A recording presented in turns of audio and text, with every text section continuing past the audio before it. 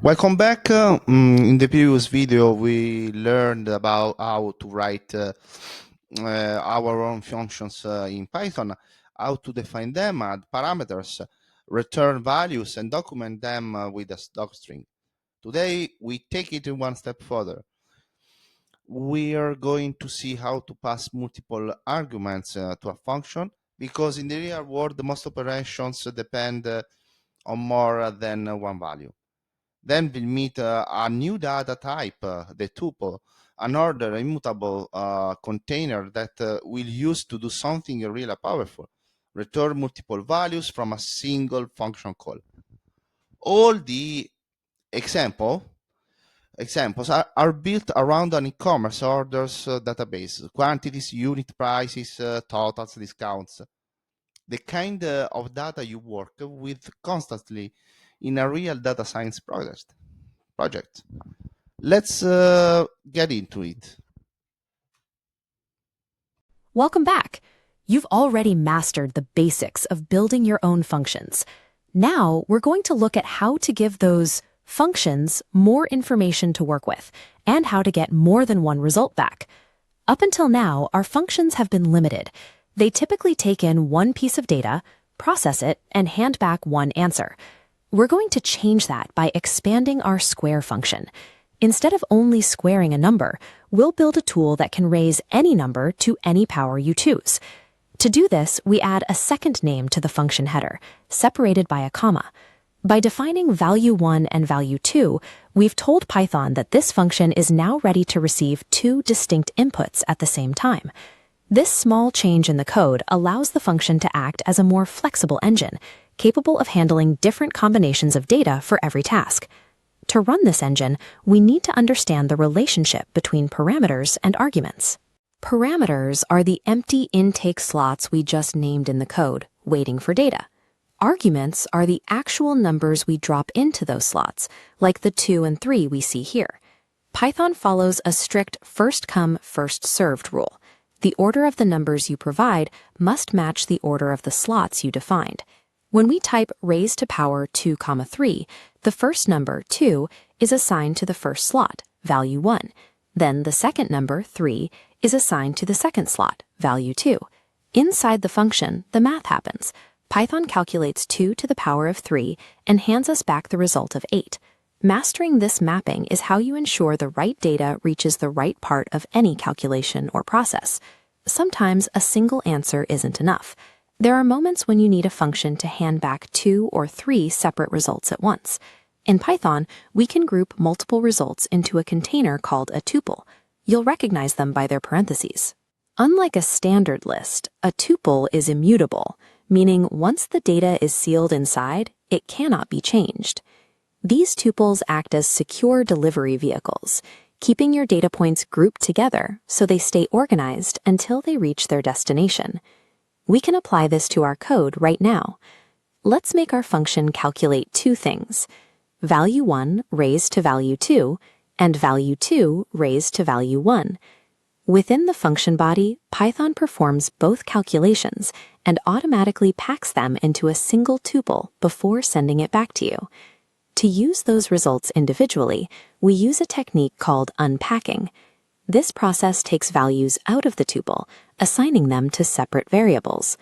By writing power 1, power 2, we capture both results in one line. Python pours the first result into power 1 and the second into power 2. This approach allows you to gather all the related data you need in one go, without having to run the same function multiple times. Combining these two techniques, packing data into tuples and then unpacking it, is a primary way Python keeps information moving efficiently. This logic of paired inputs and outputs is what handles the information flowing through the apps and websites we use daily. When a data scientist trains a computer to recognize images or predict trends, they need to monitor several different performance scores at the same time to see if the system is improving. By returning these scores as a tuple, the computer can send two related metrics, like how accurate it is and how much error it's making, into a single dashboard simultaneously. You've now seen how to define multiple parameters to bring data in, and how to use tuples and unpacking to get multiple results back out. Understanding how data moves through these inputs and outputs is a key step in building tools that can handle the complexity of real-world information. Imagine you're building like this massive data pipeline, right? Okay, I'm picturing it. Yeah, and you need to calculate the median income of, say, 1 million users for this hypercritical financial report. You've spent weeks writing the code. You finally hit run. The moment of truth. Exactly. And the code executes perfectly. No errors, no red text, no crashes. But then you look at the final output, and the numbers are just completely absurd. Oh, man. I know exactly where this is going. Because somewhere deep in that massive pipeline, you swapped 2 words around. You accidentally divided the calendar year by their salary instead of dividing their salary by the calendar year. And you didn't get an error message because, well, the computer did exactly what you told it to do. Right. It just blindly followed your perfectly flawed instructions. It is, honestly, the quietest, most terrifying nightmare for any data scientist. A logic error that the system just happily accepts as valid. It really is. And today, we are tearing into a specific set of notes and slides to ensure that that exact nightmare never happens to you. If you're joining us for this deep dive today, you are probably at that really cool, pivotal moment in your programming journey. You're ready to stop writing tiny, isolated scripts and start, building actual, robust software. It's a huge milestone. It is. We are diving into Gabriel Fusi's course, Data Science Made Simple. Specifically, we're going step by step through his lesson titled Python Functions, Multiple Parameters and Return Values. And we're going to look at the code, sure, but we're also really going to unpack the fundamental psychology, the philosophy behind why Python handles data this way. Right, because up until now, if you've been following along in your Python journey, you've likely mastered the art of defining a basic function. Yeah, you know how to take a single input, perform one specific operation on it, and return a single output. Which is great. That's a massive accomplishment. You've essentially built a digital calculator. But a calculator is rigid, right? Today is really about leveling up. We're taking those simple single-input operations and transforming them into flexible, multi-tool pipelines. We're learning how to juggle. Exactly. How to juggle multiple streams of data simultaneously, safely, and efficiently. So let's unpack this, because getting multiple things into a function and getting multiple things out loud, it sounds simple when you just say it out loud. It does, but the mechanics behind it are actually quite profound when you dig in. Right. So Gabriel's first hurdle for us on slide 1 is basically addressing the input side of the equation. Like, how do we build a machine that accepts more than one raw material at a time? And then the second hurdle, of course, is the output. How do we get that same machine to hand us back more than one finished product without breaking the core rules of the Python language? And crossing those hurdles, it represents a major paradigm shift for a beginner. It really does, because when you only have one input and one output, your options are just severely limited. Your code is doing one hyper-specific chore. Yeah. But once you can handle multiple streams of data going in and coming out, you are suddenly building infrastructure. You're building real-world software tool. It's basically the difference between riding a bicycle and, engineering a transit system. Both move things from point A to point B, but one requires a completely different understanding of logistics. I love that analogy. And looking at the curriculum Gabrielle has laid out for this module, the student journey is incredibly deliberate. It is. Moving on to slide 2, the lesson overview. We're not just going to jump straight into writing complex pipelines. No, that would be overwhelming. Right. We're going to start by taking an existing simple function and carefully tweaking it to accept more information. And then, and this is huge, we are going to fix our vocabulary. Oh, the vocabulary. Yeah. We have to establish the hard technical distinction between a parameter and an argument. I know developers who have been coding for 5 years who still use those terms interchangeably. It drives me crazy. It's a very common habit, but in data science, precision is everything. Yeah. And once we lock down that vocabulary, we're going to introduce a brand new data structure into your toolkit, which is the tuple. The tuple. And finally, we'll combine all of that, the multiple inputs, the precise vocabulary, the tuple, to solve our ultimate problem, which is outputting multiple distinct results from a single function call. But before we even look at a single line of code, let's ground this in reality. Why is Gabrielle dedicating an entire meticulous module just to this specific flow of data? Right. Why is it so critically important to get multiple things in and out of a function at exactly the same time? Because mastering this flow is really the beating heart of professional data science workflows. I mean, think about it. When you're analyzing a data set, let's say a million rows of housing prices, Okay, a huge data set. you are almost never asking just one single question. You don't just want the average price. You want the average and the median and the standard deviation and the maximum and the minimum. You want the whole picture. Exactly. And if your functions can only return one value at a time, you would have to loop through that massive data set 5 separate times to get those 5 answers. Which would take 5 times as long. It would burn 5 times the computing power, and frankly, it would cost 5 times as much if you're renting cloud servers. It is hopelessly inefficient. You need to be able to tell your function, look, scan this data exactly once, compute all 5 of these metrics simultaneously, and hand them all back to me in one perfectly secure package. So I can immediately use them in my next calculation? Precisely. If you can't move multiple pieces of data efficiently, your entire workflow just grinds to a halt. Okay, the stakes are high, the motivation is clear. Let's look at slide 3. This is the first piece of code Gabriel gives us to solve this. This is where we fundamentally upgrade how we build a function. Let me spell out the code for you, character by character, because every single piece of syntax here is doing heavy lifting. Go for it. It says, space, raised to power, open parenthesis, value 1, comma, space, value 2, close parenthesis, colon. A beautiful, elegant line of code. And then on the next line, indented, it says, return, space, value 1, asterisk, asterisk, value 2. Right. So let's compare this to where we started in the course. Previously, the baseline was a simple square function. It took one value, say the number 4, and it returned 16. It just multiplied the number by itself. Exactly. The header for that old function was just def square value, one word inside the parentheses. But this new code presents a solution to a much broader problem. Right. What if I don't want to just square things? What if I want to raise a number to the power of 3 or 4 or 10? I need to tell the computer 2 distinct things, right? The base number and the exponent. Yes, you are demanding more control over the operation, and that is exactly where the new function header comes in. That top line, def raised to power, value 1, value 2. The absolute magic key in that line is the comma, isn't it? It absolutely is. By simply placing a comma between value 1 and value 2 inside those parentheses, you are signaling to the Python interpreter, hey, I am building a machine that requires 2 distinct pieces of information to operate, not just one. Okay, I want to pitch an analogy here, because the way people usually explain this never quite clicked for me early on. Let's hear it. Think of a function, not like a mathematical equation, but like a custom-built vending machine. Right. When you build the machine, you have to design the coin slots. In our old square function, we built a machine with exactly one slot on the front. You drop one token in, the machine whirs, and it hands you an answer. I like this. But now, with raised to power, we have physically engineered a machine with 2 distinct coin slots on the front panel. The comma in the code is literally the physical divider between slot number 1 and slot number 2. That is a perfect analogy. It really emphasizes the physical architecture of the code.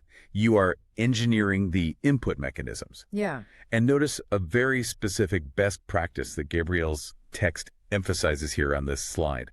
When you change the architecture of a function, when you add a second slot to your vending machine, you absolutely must change the name of the function. Right, we didn't keep calling it square because it doesn't just square things anymore. We renamed it raised to power. Exactly. Because if you leave it named square, but it now takes 2 inputs and can raise a number to the power of 5, you have created a massive logical disconnect in your code. It's like a trap for your future self. It is. 2 weeks from now, you'll look at square, 2, 5, and your brain will just short circuit. You'll confuse yourself, and you will absolutely infuriate any other developer who has to read your code. Oh, they will hate you. They really will. The course also highlights the vital importance of updating your doc strings. You know, those multi-line text notes you write inside the function to explain its purpose. Always update your doc strings. It's basically the data science equivalent of eating your vegetables. Nobody wants to do it, but it prevents long-term disaster. Well said. So we've engineered our vending machine. We have our 2 slots.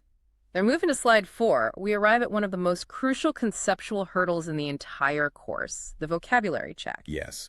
What do we call the slots, and what do we call the coins? The eternal battle of parameters versus arguments. The classic mix-up. Gabriel's text shows us calling the function we just built. The code to actually use it is raised to power, open parenthesis, 2, 3, close parenthesis. Right. Now, I will freely admit that early on in my career, I would point at the 2 and the 3 and call them parameters, and then I would point at value 1 and value 2 in the header and also call them parameters. Why does this distinction actually matter? Why can't we just call them all the inputs and move on? I totally get the temptation, but understanding the distinction between a parameter and an argument forces you to understand how Python actually manages memory and state under the hood. Oh, so it's not just grammar. Not at all. Yeah. Not just pedantic grammar. It's about knowing the difference between the blueprint and the actual building. So let's define them with absolute precision based on the text. Parameters are the variables that are declared in the function header. Okay. When we engineered the machine and typed def raised to power, value 1, value 2, the words value 1 and value 2 are the parameters. So going back to my analogy, the parameters are the empty engineered coin slots on the front of the machine. They're just placeholders. They don't have any actual value yet. They are just defined spaces waiting to receive something. Precisely. They define the shape and the expectations of the function. Now, arguments are the actual concrete pieces of data that you pass into the function when you finally execute it. Got it. So when you write raised to power 2, 3, the integer 2 and the integer 3 are the arguments. They are the physical coins you pull out of your pocket and drop into the slots? Yes, the argument is the reality. The parameter is the conceptual placeholder. And because we are now dealing with multiple parameters and multiple arguments, we have to talk about the most unforgiving rule in programming. Which is? Positional mapping. Order.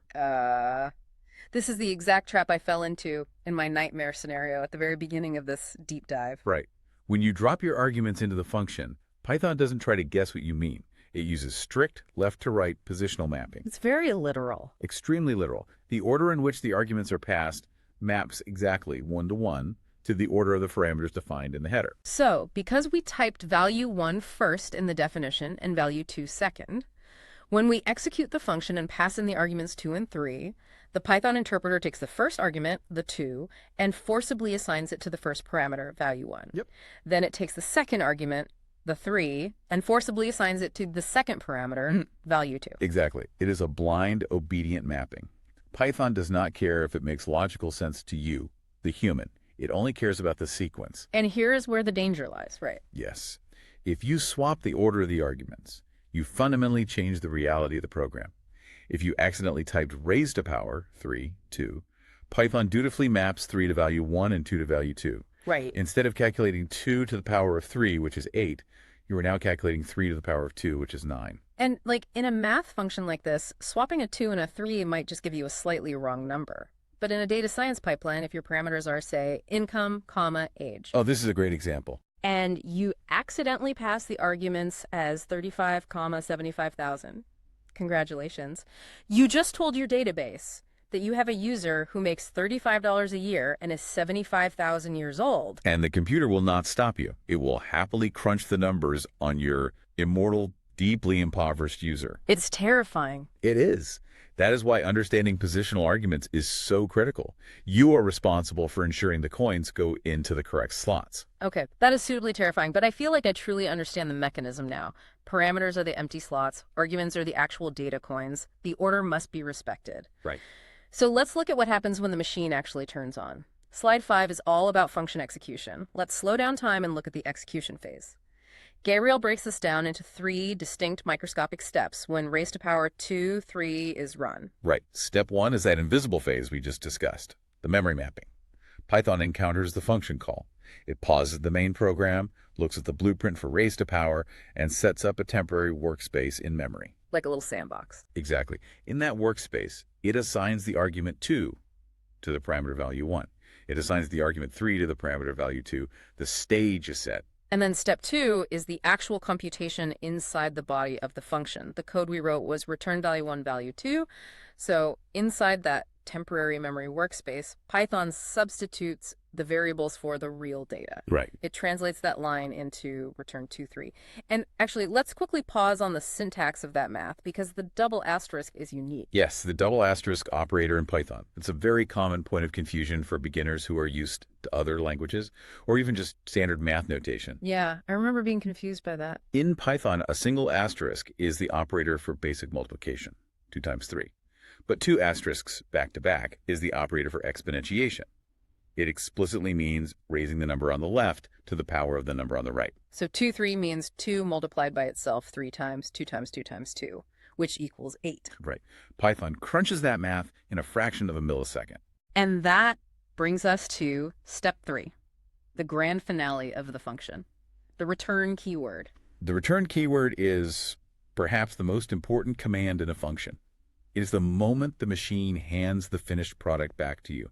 Python takes that calculated value of 8, hands it back to the main program that asked for it, and then, and this is the critical part, it completely destroys that temporary workspace. Wow. It just wipes it. Wipes it completely. Yeah. Value 1 and value 2 cease to exist. The function shuts down. It does its job, hands over the result, and closes up shop. A perfectly executed single output function. Exactly. But I am going to push back here, because this deep dive is specifically titled Multiple Parameters and Return Values. I was waiting for this. Returning the number 8 is fantastic, but what if my data science pipeline is demanding more? What if my function is doing some heavy lifting and I need 2 distinct answers from it? Let's say I want the answer to 2 to the power of 3. And I want the answer to 3 to the power of 2, and I need them both at exactly the same time. You just said that once the function hits the return keyword, it hands the value back and destroys the workspace. The door slams shut. It does. So how on earth do we get more than one piece of data out the door before it closes? Can I just write 2 return statements back to back? You cannot. If you write return answer 1 on line 5 and return answer 2 on line 6, Python will hit line 5, hand back answer 1, shut down the function, and never even look at line 6. Oh, wow. Yeah, the return keyword is an absolute non-negotiable exit sign. You only get to walk through that door once per execution path. So we are trapped by the architecture of the language itself. We have multiple things we want, but a door that only opens once. How do we solve this? We solve it by changing our perspective. The door only allows one object to pass through at a time. But Python does not care how big or complex that object is. Oh. What if, instead of trying to hand back 2 separate numbers, we find a way to securely pack both of those numbers into a single specialized box, and then we just hand that one box back through the door? A loophole. We just need a container. And that brings us perfectly to the next major concept in Gabriel's lesson on slide 6. We need to introduce a brand new data type. Yes, we do. The slide gives us the code. My tuple equals 1, 2, 3. We are introducing the tuple, T-U-P-L-E. Yes. And what is fascinating here is that the designers of Python explicitly anticipated this exact problem. They built an object precisely for this purpose. The tuple is designed for grouping multiple distinct values together into a single cohesive unit. Now, I'm looking at this code, my tuple equals 1, 2, 3, and my immediate reaction, and I suspect the reaction of anyone who has taken an introductory Python course, is that this looks suspiciously like a list. It does look very similar. If I write my list as 1, 2, 3, it does the exact same thing, right? It groups numbers together. Why do we need a whole new word and a whole new data type for this? It is the most common and understandable comparison beginners make. They both hold sequences of items, but the philosophical and mechanical differences between lists and tuples are massive, and understanding them is really what separates a novice from a professional. Okay, lay it on me. Let's break down the differences, starting with the obvious visual one, syntax, how you type them. Lists are defined using square brackets. Tuples are defined using parentheses. Okay. That alone tells the Python interpreter exactly which type of object you are commanding it to build in memory. Okay, so parentheses instead of square brackets. That is a minor typographical shift. But what is the behavioral difference? Why do I care if it is a tuple or a list? Because one crucial defining characteristic, it is the most important word associated with tuples. Immutability. Immutability. Unchanging. Exactly. Once a tuple is constructed in Python memory, you absolutely cannot modify its contents. Yeah. Ever. Ever. Yeah. You cannot append a new number to the end of it. You cannot remove a number from it. And you cannot dig into it and change the number 1 into a 5. The data is locked. It is sealed. It is immutable. Wait. I am going to challenge that because that sounds like a massive design flaw. How so? The whole point of programming and data science is manipulating data. Right. We want things to be dynamic. We want to update variables and adjust values. Why would I ever want to put my precious data into a container that refuses to let me change it? That feels like voluntarily putting handcuffs on. It does feel restrictive at first. Mm-hmm. But in the context of massive, complex software, those handcuffs are actually a safety harness. Let me explain why immutability is one of your greatest allies in data science. I'm listening. Imagine you are passing a highly sensitive configuration array maybe the critical weights for a machine learning model, through a pipeline of 30 different functions. Mhm. If that array is a list, it is mutable. It can Right. be changed, Yeah. which means any one of those 30 functions, written by maybe 10 different developers on your team, could accidentally include a command that modifies that list. A developer might accidentally sort it, or pop a value off the end, or overwrite a number. Oh, no. And because lists are passed by reference, that accidental change ripples through the entire system. Your data is corrupted, and you have absolutely no idea which of the 30 functions did it. It is a debugging nightmare. Oh, I see. If the data is mutable, it is vulnerable to every single piece of code it touches. Exactly. But if you pack those machine learning weights into a tuple, you're creating a cryptographic seal. You pass that tuple through the pipeline, and you have absolute mathematical certainty that when it reaches the end, it is exactly the same as when it started. Wow. If a rogue function tries to alter the tuple, Python will instantly throw a massive type error and stop the program, pointing exactly at the code that tried to break the seal. Tuples guarantee data integrity. They provide thread safety. Okay, that completely shifts my perspective. It's like if a list is like a loose leaf binder where anyone can open the rings, take a page out, scribble over a line of text, and put it back. A tuple is a published hardbound book. Oh, that's good. Once it rolls off the printing press, the text on the page is finalized.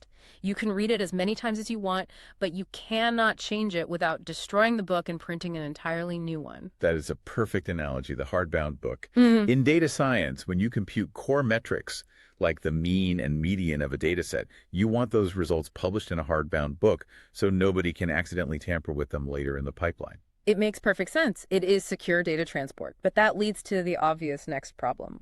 I have my data locked in this secure, hardbound book. How do I actually read the text? Right. How do you get it back out? Yeah. How do I get my data back out of the tuple when I actually need to use it in a calculation? And that brings us to what Gabriel outlines on slide 7 as one of the most powerful features in Python, tuple unpacking. Yes. This is where the syntax of Python really truly shines. The slide shows us this line of code, A, B, C equals 1, 2, 3. Now, I have programmed in a few other languages like Java and C++, E, and I have to say, this concept of unpacking feels almost like cheating. It is just too easy. It really does feel like a magic trick the first time you execute it. Let's look at the actual mechanics of what the interpreter is doing here. Yeah. On the right side of the assignment operator, the equal sign, you have a fully constructed tuple containing 3 elements, the integers 1, 2, and 3. Okay. On the left side of the equal sign, you provide 3 distinct variable names separated by commas, A, B, and C. And Python just handles it. It does. Python looks at the right side and says, okay, I have an immutable sequence of 3 items. It looks at the left side and says, okay, the developer has provided 3 empty buckets. It then performs a synchronized parallel assignment. Just boom, boom, boom. Exactly. It takes the first item, 1, and drops it into bucket A, takes the second item, 2, and drops it into bucket B, and it takes the third item, 3, and drops it into bucket C, all in one single, incredibly readable line of code. It is so elegant. If you were doing this in older languages, you'd have to write out 3 entirely separate lines of code. You'd have to define variable A and manually extract the first item, define B and extract the second. It just clutters up the script. Here, it's just boom, A, B, C equals 1, 2, 3. It keeps your code so clean. But I am guessing that the golden rule we talked about earlier, positional mapping, is pulling the strings here too, right? Absolutely. Order dictates everything in tuple unpacking, exactly as it does with parameters and arguments. It is a strict left-to-right mapping. If you wrote C, B, A equals 1, 2, 3, then the variable C would receive the value 1. And what happens if the numbers don't match up? What if I have a tuple with 3 items, 1, 2, 3, but on the left side of the equal sign, I only provide 2 variables? What if I write A, B equals 1, 2, 3? Does Python just assign the first 2 and quietly throw the 3 away in the trash? No, and this is another great safety feature. If you try to do that, Python will immediately crash and throw a value error. The error message will explicitly say, too many values to unpack. It yells at you. It tells you, hey, you gave me 3 items, but only 2 buckets. I refuse to lose data silently. And conversely, if you write A, B, C, D equals 1, 2, 3, Python will throw another value error. Not enough values to unpack. The number of variables on the left must perfectly match the number of elements in the tuple on the right. That is fantastic. I love languages that refuse to fail silently. It forces you to be deliberate. Okay, so unpacking is brilliant if I want to crack open the entire shipping container and pour all the contents into new variables simultaneously. Right. But looking at slide 8, accessing tuple elements, there is a very practical scenario we have to address. What if I don't want to unpack the whole thing? Ah, surgical access. Exactly. What if my tuple contains 50 different data points from a machine learning model, and I literally only care about one specific number right in the middle? I don't want to create 50 dummy variables just to unpack the whole thing. Right. Unpacking is an all-or-nothing operation. When you just need surgical access to one specific element, you need to use indexing. The slide shows this code to access an element, my tuple one. Yes. To access a single item, you write the name of the tuple, followed immediately by square brackets, and inside those brackets, you place the index number, the position of the item you want. It is exactly the same syntax you would use to access an item in a list. Okay, I understand the syntax, but here is where I am going to launch a formal complaint on behalf of every single person who has ever tried to learn programming. Oh boy, I think I know what is coming. The code is my tuple one, and Gabrielle's text explicitly tells us that this code accesses the second element of the tuple, not the first element, the second. Yes, it does. Why does the number one access the second item? If I want the first item, I have to type my tuple, so it feels deliberately obtuse. Why couldn't the creators of these languages just start counting at one like normal, rational human beings? You are echoing the frustrated cries of millions of beginners throughout computer science history. You are complaining about zero indexing, and your frustration is completely valid. It is incredibly counterintuitive when you are first learning. Why does counting start at 0? Yes, defend it. To defend it. If we connect this to the bigger picture, we have to travel back in time to the creation of the C programming language, which heavily influenced Python and almost every other major language today. All right. Zero indexing is not an arbitrary choice meant to confuse you. It is a direct reflection of how computer hardware actually manages physical memory. Okay, I'm listening. When you create a tuple, the computer finds a contiguous block of physical memory, actual silicon in your RAM to store those values. The variable name mytuple is essentially just a pointer. It holds the exact memory address at the very beginning of that block. Okay. Now, the index number inside those square brackets, it does not represent item number 1 or item number 2. It represents the offset. It represents how many steps away from the starting address the computer needs to move to find the data. Oh, how many steps away from the start? Exactly. So if you want the very first item in the tuple, how many steps away from the starting address do you need to move? You don't move at all. You are already there. You take 0 steps. Precisely. The offset is 0. You tell the computer, go to the start of my tuple and move 0 steps. Hence, my tuple a year. Now, if you want the second item, you have to move 1 step forward in memory. The offset is 1. Hence, my tuple 1. Wow. Okay. That completely reframes it for me. It is not a counting number. It is a distance measurement. It is an offset from the origin point. Yeah. It actually makes profound logical sense. It does. And understanding that pointer math is what makes zero indexing finally click. But I will warn you, even with that understanding, zero indexing is the root cause of one of the most infamous and persistent bugs in software engineering. The off by 1 error. The off by 1 error, I've heard the joke.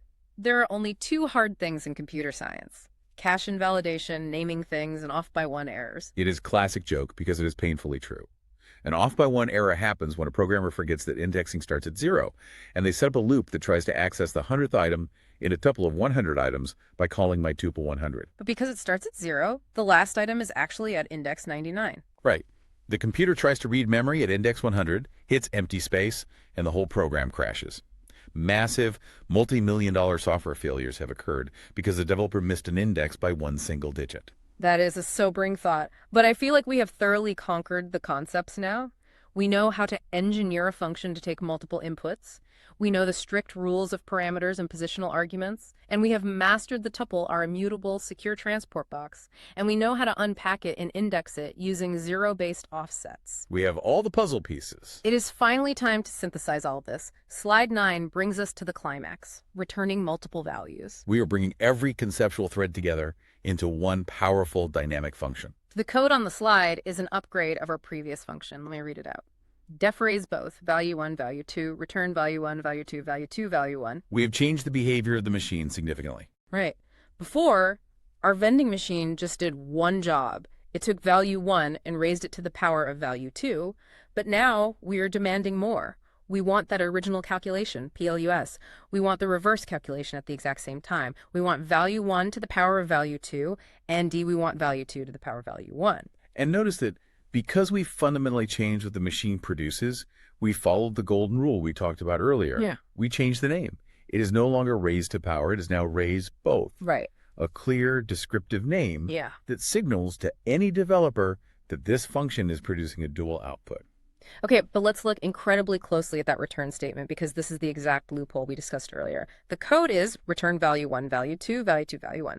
We literally just placed a comma between the two distinct mathematical operations. We didn't type parentheses. We didn't explicitly say the word tuple. We just separated the two calculations with a comma. How does Python interpret that? It is one of those elegant design choices in the entire Python language. It is called implicit tuple packing. Yes.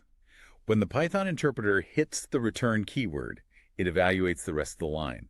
It sees the first calculation and it crunches the number. Then it sees the comma. The comma triggers a specific reflex in Python. The interpreter says, the developer is trying to return multiple distinct objects at the same time, but I am only allowed to pass one object through the return door. Right. The non-negotiable exit sign. So Python, behind the scenes, automatically constructs a tuple. It takes the result of the first calculation, takes the result of the second calculation, packs them securely into an immutable tuple, seals it, and then passes that single tuple object back through the door. It just does it for you. Yes, you don't have to explicitly wrap it in parentheses yourself. The comma alone is enough to command Python to pack the box. That is incredibly generous of the language design. It just handles the packaging for you. Let's trace the execution of this to see it in action. On slide 10, Gabriel provides an output example. We call our newly minted function with the arguments 2 and 3. The code is raise both, 2, 3. Let's walk through the memory phase again. Time stands still. Okay, the arguments drive into the parking spaces. Value 1 becomes 2, value 2 becomes 3. The machine roars to life. We hit the return line. First, Python evaluates the left side of the comma. Value 1, value 2. That is 2 to the power of 3. 2 times 2 times 2. The answer is 8. Python holds that 8 in its temporary memory. Right. Then it evaluates the right side of the comma. Value 2, value 1. That is 3 to the power of 2. 3 times 3. The answer is 9. Python now has an 8 and a 9 floating in its workspace. It sees the comma between them. And the reflex kicks in. It constructs the tuple. It packs the 8 in index 0. It packs the 9 in index 1. It seals the box. And it shoves the box out the door, destroying the workspace behind it. And the final output revealed on the screen is exactly that, a 8, 9. Notice the parentheses in the output. The interpreter is explicitly showing you, here is your data, and it is safely locked inside an immutable tuple. We did it. We successfully tricked the function into handing us back multiple values by hiding them inside a single container. It's a great feeling. But that immediately raises the final logistical question of this whole process. Let's look at slide 11, unpacking return values. The code here is power 1, power 2 equals raise both 2, 3. Because getting 8, 9 printed out on the screen is great for a beginner tutorial, but in a real piece of software, I don't want the numbers just printed to the screen. No, you want to use them. I want to use those numbers in my next calculation. And I really don't want to have to save the tuple to a variable and then manually do the 0 indexing bracket stuff like my tuple 0 and my tuple 1 everywhere in my code. It just feels clunky. It is clunky, and it makes the code harder to read, which is why Gabriela introduces this final masterful stroke. We are combining the concept of tuple unpacking directly with the function call itself. Okay, walk me through the mechanics of power 1, power 2, I raise both 2, 3. What is Python doing here? Python evaluates the right side of the equal sign first. It executes raise both 2, 3. We just trace that entire process. We know that the function is going to crank its gears and eventually spit out the sealed tuple 8, 9. Right, the box comes sliding out of the function. Yep, exactly. Now look at the left side of the equal sign. We have prepared two empty variable buckets, power 1 and power 2.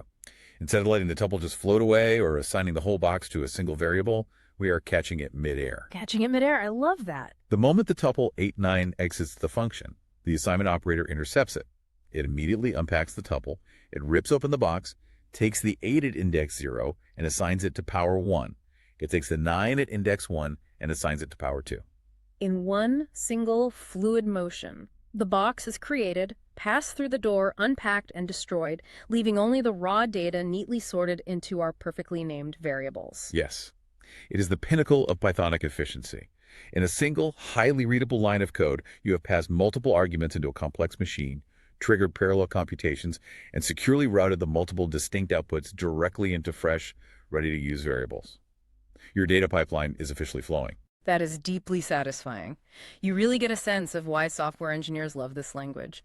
But I want to zoom out for a second. Slide 12 is dedicated to data science applications. We've spent a lot of time today talking about the mechanics of 2s and 3s and squaring numbers and abstract vending machines.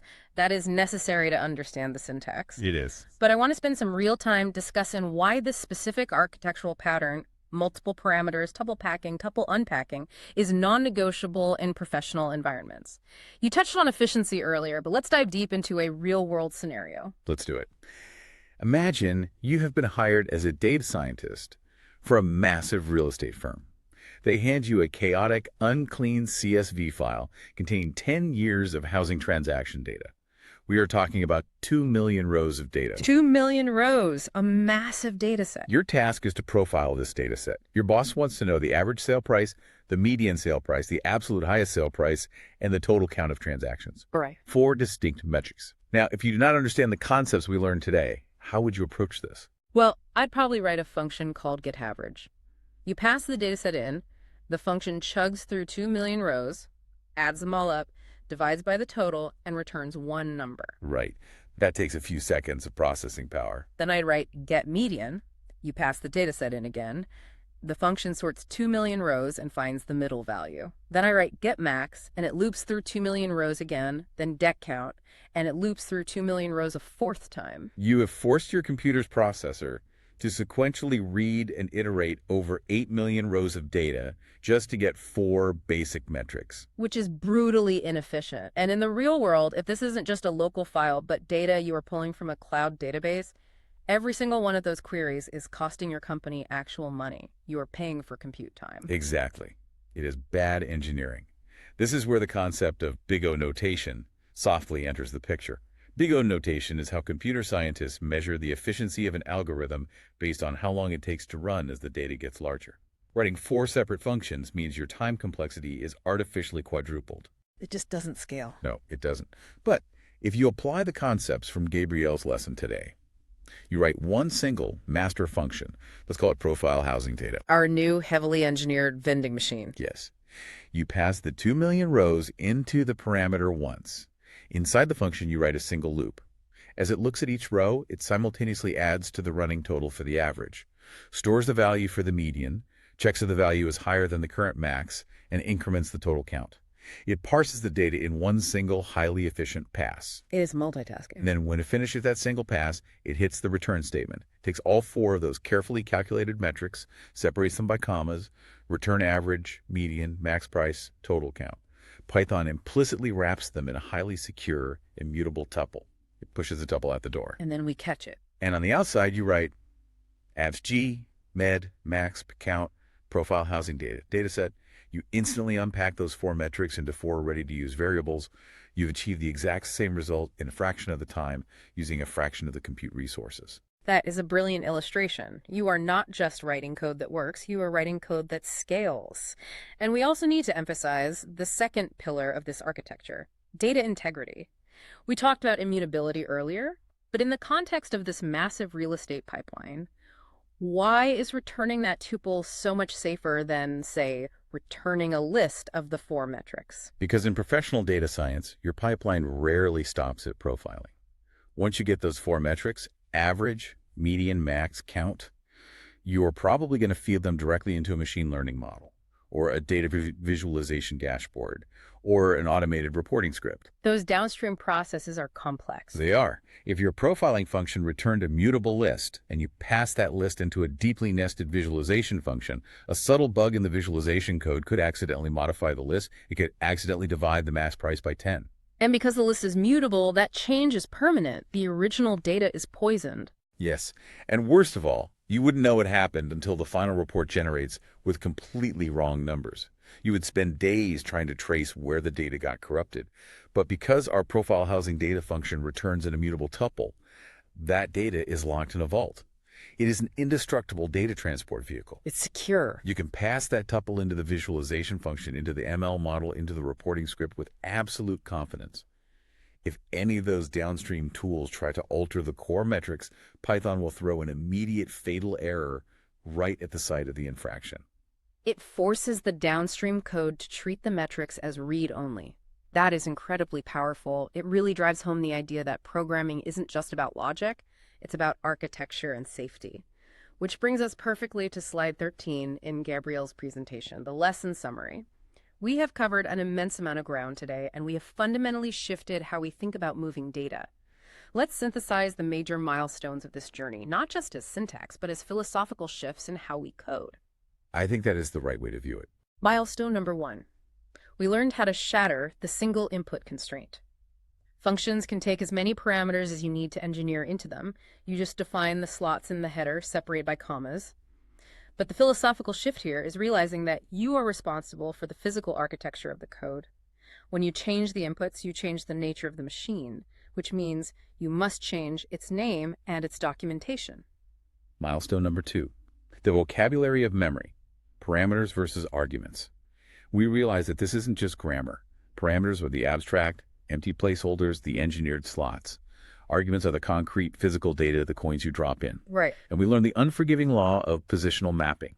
The computer is blindly obedient to the order in which you pass your arguments.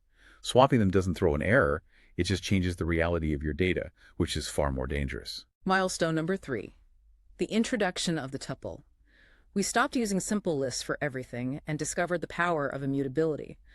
A tuple uses parentheses, but more importantly, it acts as a cryptographic seal. Once data is packed inside it, it cannot be altered.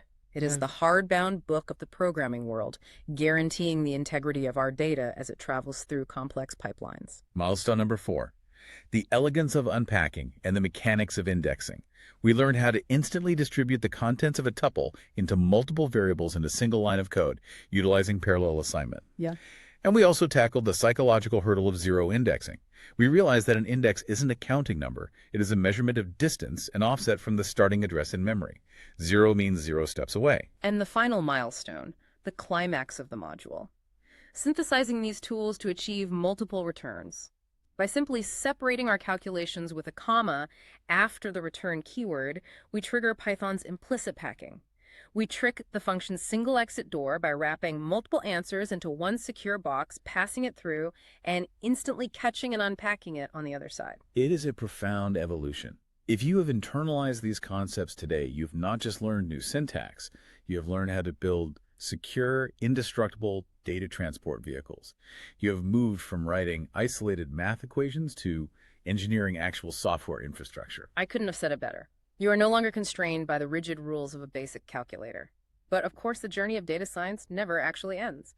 Gabrielle leaves us with slide 14, the next lesson preview. Our functions are running perfectly, our variables are loaded with fresh data, and our pipelines are secure. Where exactly do we go from here in the course? Now we get into the truly architectural phase. Now that you know how to move multiple complex pieces of data in and out of functions fluidly and safely, you are ready to start chaining them together. Okay. In the upcoming lessons, we will explore how the unpacked multiple outputs of one function can instantly become the precise multiple arguments for the next function down the line. You will learn to build automated data assembly lines, where raw data enters one end, flows through a dozen secure multi-tool functions, and emerges at the other end as a polished, visualized insight. A completely automated factory of logic. That is incredibly exciting. I want to thank you, the listener, for taking this deep, methodical journey with us today, taking the time to understand not just what the code on the screen says, but wrestling with the why immutability matters, why memory offsets dictate zero indexing, why order matters is the exact kind of thinking that separates someone who just copies and pastes code from someone who truly engineers solutions. It is the only way to achieve true mastery of the language. But before we sign off, this raises an important question. I want to leave you with something a little mind-bending to chew on. Oh, I like a good puzzle. We talked extensively today about the strict, non-negotiable immutability of tuples. We established that a tuple is a sealed box. The data inside cannot be changed. Right, the hardbound book. Yes. A number 1 stays a 1 forever. But what if the item you pack inside the tuple is itself a mutable object? Wait, what? What if you pack a list inside a tuple? We know lists can be attended to and modified. So imagine you construct a tuple that looks exactly like this. My weird tuple will 1, 2, 3, 4. The third item, at index 2 is a list containing the numbers 3 and 4. Okay, I'm visualizing it. A flexible list trapped inside an immutable tuple. Here's the paradox. Does the list magically become frozen and immutable because it is trapped inside the tuple? Yeah. Or can you still reach into the tuple and append a new number to that list, modifying a mutable object inside an immutable container? Oh, that is a massive philosophical paradox. It is an unstoppable force meeting an immovable object. Does the container dictate the rules, or does the object retain its nature? I'm not going to let you answer it. I'm going to leave that right there for you, the listener, to ponder. Open up your Python editor, type my weird tuple equals 1, 2, 3, 4, then type my weird tuple2.append 5. Hit run and see if Python throws a fatal error or if it lets you break the seal. Keep questioning the architecture, keep experimenting with the mechanics, and keep exploring the boundaries of the language. We will see you next time on the deep dive. So after this incredible video, we'll see infographics that summarize all the concepts. In particular, we start with handling multiple inputs in this part, handling multiple inputs. Let me use handling multiple inputs. When you define a function with multiple parameters, you simply list them in function header, separated by comma, a comma, paragraph, param 1, param 2, and so on. Each parameter is a slot waiting to receive a value. Below that, you can see a concrete example, the function raised to power.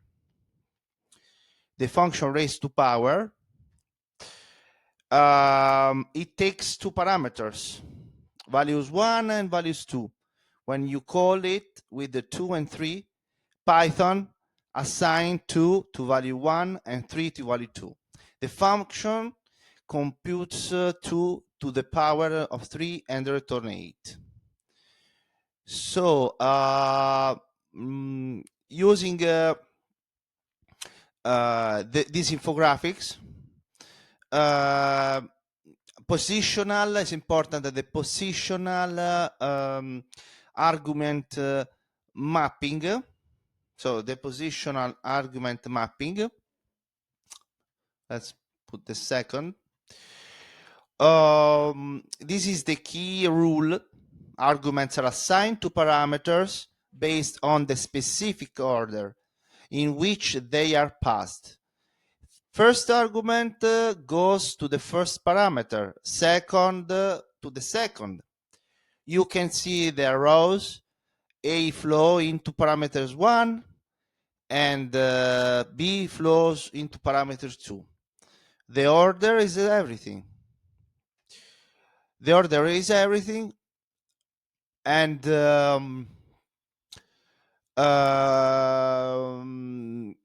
if you go to the logo, Python, in this case,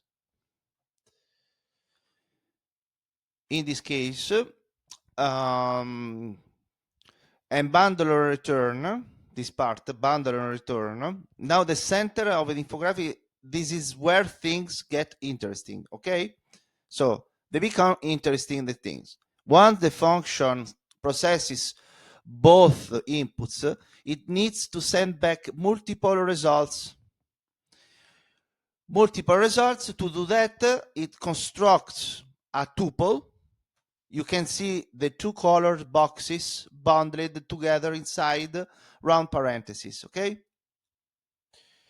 The tuple is then returned in a single return statement. This is the core idea. Bundle your result into a tuple. Return the tuple, okay? So the return is a tuple. Then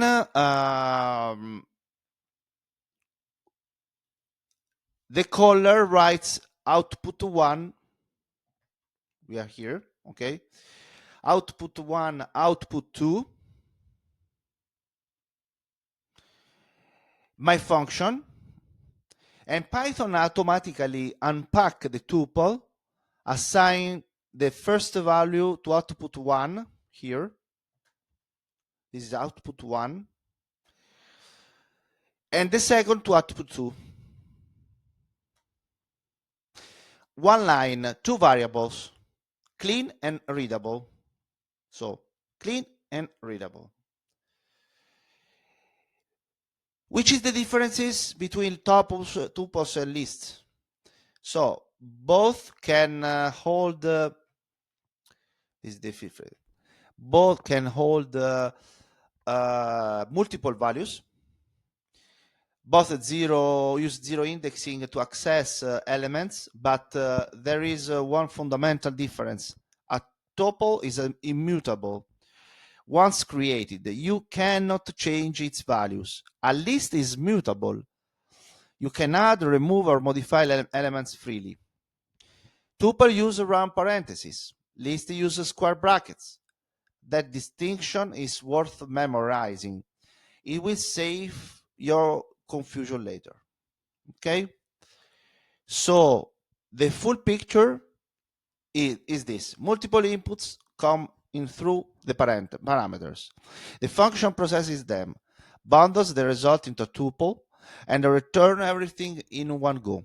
The caller unpacks the tuple and works with each value independently. That's the complete flow from input to output. And now you can see it all at once. I can show you. This is all at once, all the process. Okay, it's very easy to summarize what we listened before in the video and in the podcast. Okay. So thank you so much for listening this lesson, and follow this channel. Thank you. We are going to meet another topic, function like scope of the function, quark, and other very interesting argument.